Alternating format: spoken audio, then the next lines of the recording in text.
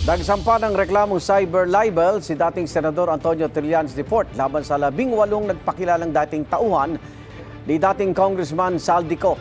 Dahil sa mga sinabi nila sa mga interview kasunod ng kanilang press conference, mahigit 2 linggo na ang nakalipas.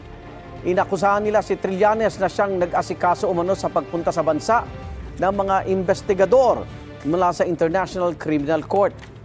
Tumanggap din umano si Trillanes ng $2 million mula kay Ko para sa gastusin daw ng ICC investigators.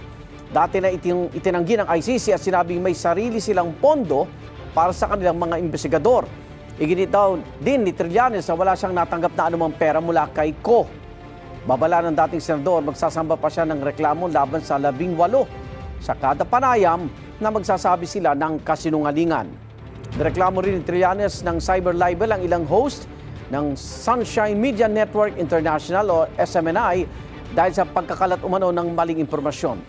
Dagdag pa ni Trillanes, may ilan sa 18 na magbabawi ng testimonya sa mga susunod na araw.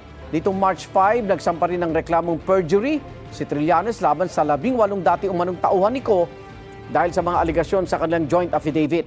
Sinisikap pang kunin ang pahayag ng mga inireklamo ni Trillanes. Igan, mauna ka sa mga balita, mag-subscribe na sa GMA Integrated News sa YouTube para sa iba't ibang ulat sa ating bansa.